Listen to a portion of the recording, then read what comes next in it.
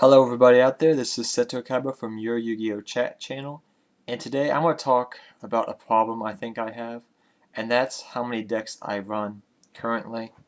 I run 12 decks currently in real life. I've built these decks over the years and I still play with them. I've been told by some people I'm kind of like Bastion. Even though I like Seto Kaba and he's my man, I've been told I'm kind of like Bastion when it comes to deck building, because I love building a whole bunch of different decks in real life and playing with them. So I can always, find a way to beat somebody. But if you don't know who Bastion is the guy in Yu-Gi-Oh! GX who used to try duel Jaden, and he had all these different types of decks. So I've been told I'm kind of like that because I run 12 decks currently. And I have a couple questions for you guys today. So my first question is, how many decks do you run in real life? What is your favorite deck that you run in real life? What is it? And what deck do you think for the future is a good investment? So what deck do you think 5-6 months down the road is going to be a good investment? I know E-Dragons, but I'm talking not something besides that's, not people really haven't been talking about that much, like Constellars. Do you think Constellars are a good investment? Do you think, stuff like that? So let's get started on the decks. We'll show each and every one of them. There's a lot of decks here. Yes, boy, there is. So over here we got the Blue Eyes White Dragon and Dark Magician deck. You've seen the profiles of these, Blue Eyes White Dragon. This is the Dark Magician Spellbook deck. I originally ran 3 Blue Eyes and 1 Dark Magician in my original deck build. Yeah, that was a long time ago. Then I went over to Exodia after that. Now, this Exodia deck is a deck I used to run until recently. I changed this deck into a traditional format deck because running without Sangan in an Exodia deck is weird to me because you've been doing it for so long. It just feels awkward. It's like playing without. It's like going to school without pants on with something like that. It's just so awkward. So I made it into a traditional deck, so it like runs 1 Pot of Greed, 1 Sangan, 1 Witch, stuff like that. I'll profile this deck probably for you guys later. It's just a fun deck. It's a very cheap Exodia deck, but it's fun. It's not one of those one-turn kill decks. It's actually fun to play against. This is Gravekeepers. This is my Gravekeeper deck, and I played Gravekeepers after Exodia because you have to remember Gravekeepers came out in the 7th set, and they're such a fun deck to play still.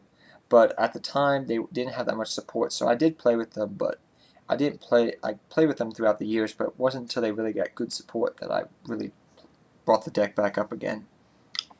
Next, you have Horus was my next deck I built. Now you have to remember decks like Heroes and that. I used to play Cyber Sister and I used to play stuff like that, but I don't play those decks anymore because they pretty much got hit by the ban list. So Horus was another deck I built.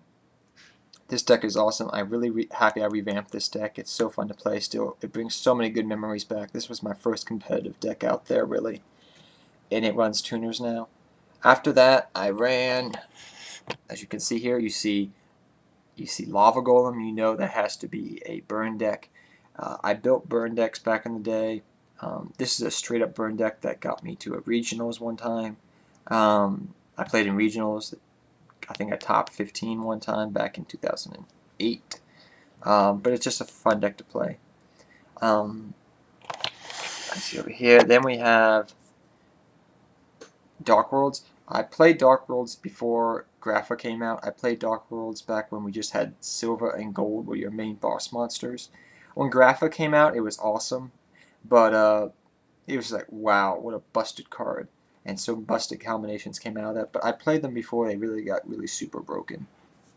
Same thing with Six Samurais. Same thing with Gravekeepers down here. I played them before the deck really got broken. I played Gravekeepers and Six Sams because they were history-based oriented, and I love history. So ancient Egypt, ancient Japan, samurai warriors, same, you understand? But samurais have always had a special place in my heart. I've loved them. Sheen's awesome. I wish he would come back to 2. Maybe one day he will. That would be amazing. Junk Synchrons. I played with Junks for a long time. I love Junk Synchrons. Junks are a fun deck. This is kind of a Yusei based deck, but it plays very well.